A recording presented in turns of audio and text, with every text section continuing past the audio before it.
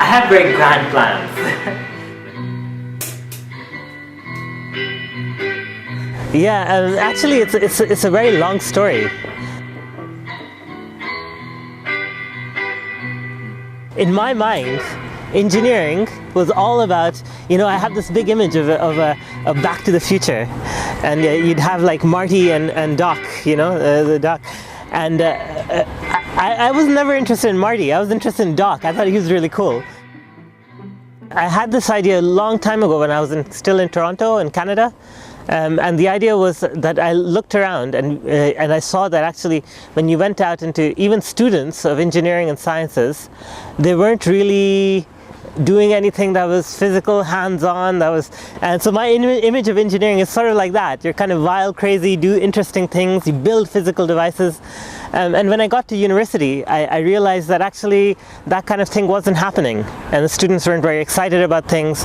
And the public, I looked at the public, when they heard engineering, they automatically assumed it was something boring, something uninteresting, something that is, it isn't very exciting. And to me, that's a real shame. That was a real shame, because engineering is absolutely fascinating. It's an amazing world out there. So I wanted to find a way to show people that engineering can be fun, exciting. It applies to their daily lives. You can do immense amount of stuff. You can be very creative with it, and at the same time, you can be very scientific.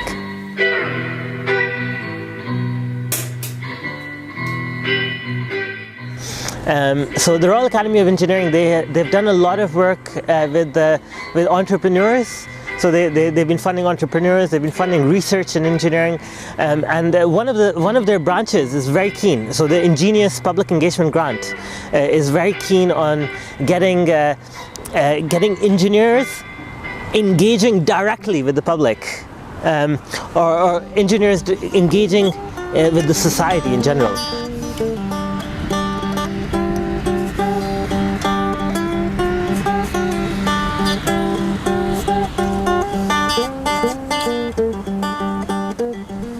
It's very pleasing to know that the reviewers were very excited by the idea of this project, and they wanted to see it go forward. So it was a great feeling to get that input to begin with, and then later on to say, okay, yes, it's been confirmed, is a great feeling. So one of the big issues we had, and I wasn't expecting it to be an issue, was the venue. And doing these kind of workshops, it requires specialized places to work. You need to be cutting things, you need stable tables. Having enough space to work, having enough table and desk space is very important. So all of those little issues, and safety of course, they got in the way of us being able to find a venue. So we started off expecting to come in and talk to engineering, and engineering would be, we can go ahead, use the space. But after a little bit of negotiating and a little bit of conversation, it turned out, there's a lot of problems with scheduling, there's problems with things like health and safety. Both me and Mohammed, we had gotten, all the safety training, all the first aid training, all the fire safety training, using fire. We had fire extinguishers, we tried them out. And in the end, it was actually it was actually personal connections that got the venue access, and we got the best possible thing we could.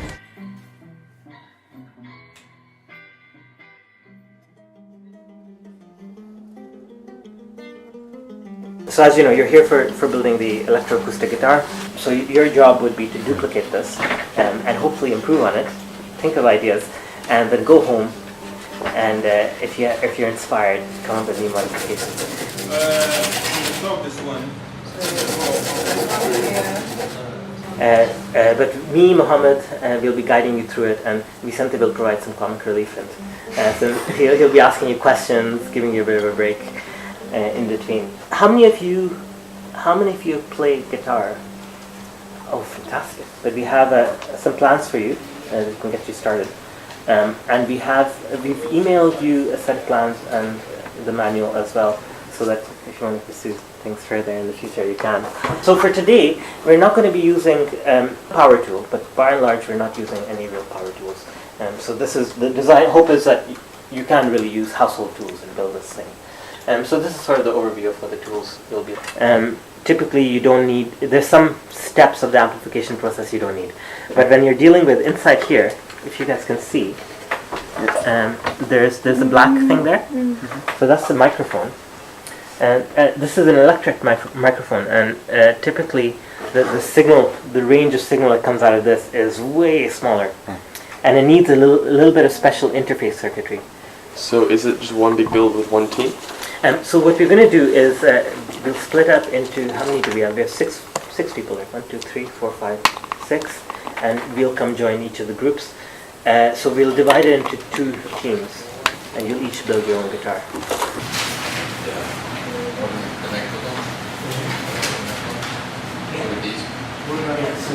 Actually, as a first run, I think that the smaller crowd, like 12, 13 students, was actually more ideal. And then from now that we've done it once or twice, we've done it twice, we can go in and say, okay, let's fix it up, refine it, and now we can retry it in another context with a slightly larger group of people, and it'll run smoothly. So actually it worked out really good. It worked out.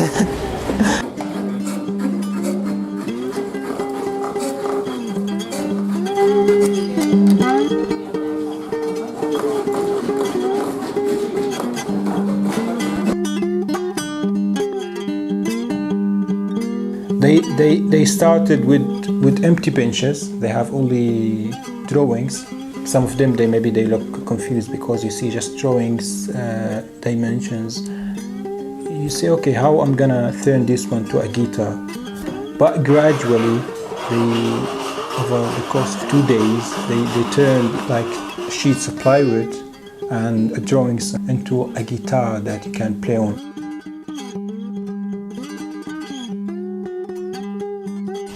So we've just been cutting out all the different pieces that we've needed. So me personally, I did like the bottom of the guitar, and now I'm doing like the sides. So I've got maybe one of the easier jobs, but there's a lot of it.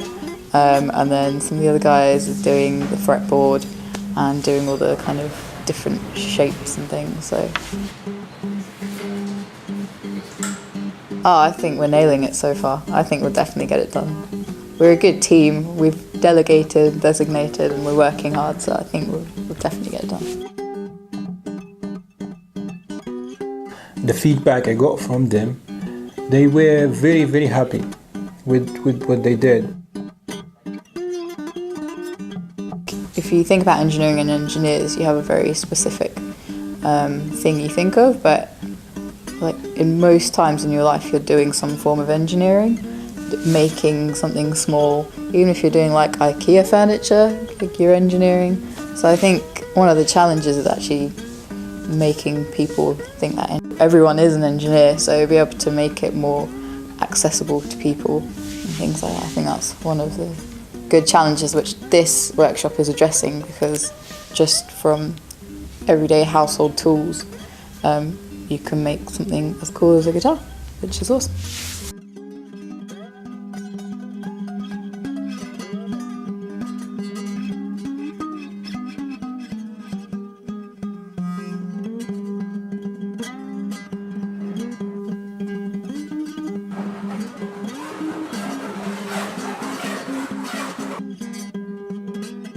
Really good experience of working with people from a variety of different backgrounds, solving problems. We weren't sort of given a step-by-step manual at the beginning, we were just given the plans.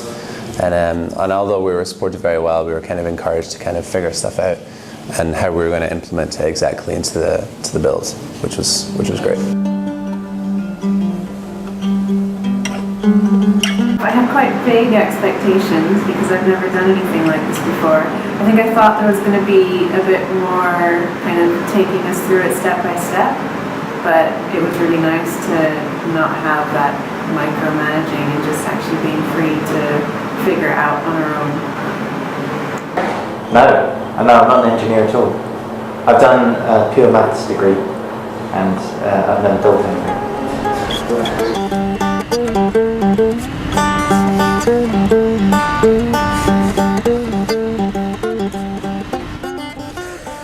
I did the amplifier one and the build the guitar one.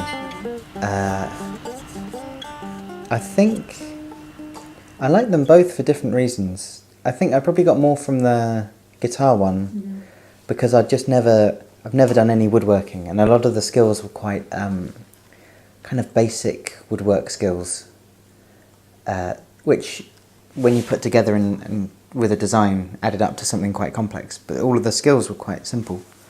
And so I felt like I got confidence with that sort of way of thinking as well. And there were lots of sort of small bits of problem solving you had to do on the way. Like if you ran out of clamps, you had to find a way to weight 2 bits of wood together. And so it was just a fun sort of problem solving bit that I really enjoyed. And doing a PhD as well, you're not really making anything tangible. So it was nice to go into a room and at the end of it look at something that you've built. And to be able to play it as well was great. I'd had a hand injury for about 2.5 years now, which had stopped me playing the guitar. So I played up until, it was around March 2014. I got this hand injury and then I couldn't write and I couldn't play guitar. And that took me out for about 2 years. And as the functions come back bit by bit, the acoustic guitar has quite a lot of stress on the right hand, but the electric doesn't.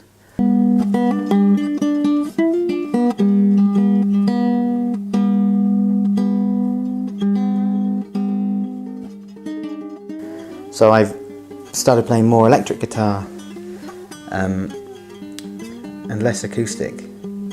And I had some pedals, but then you have to plug each of them in independently and then plug all the cables in and then undo them and put them back. It takes ages to get it together. And I thought, well, I built something harder than that on the weekend. And I thought, I'm sure I could do something approaching that.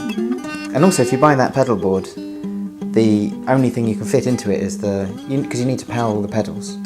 They have these special batteries for it. But each pedal board fits only the battery of that make. So I bought a £30 battery and I built a wooden pedal board around it.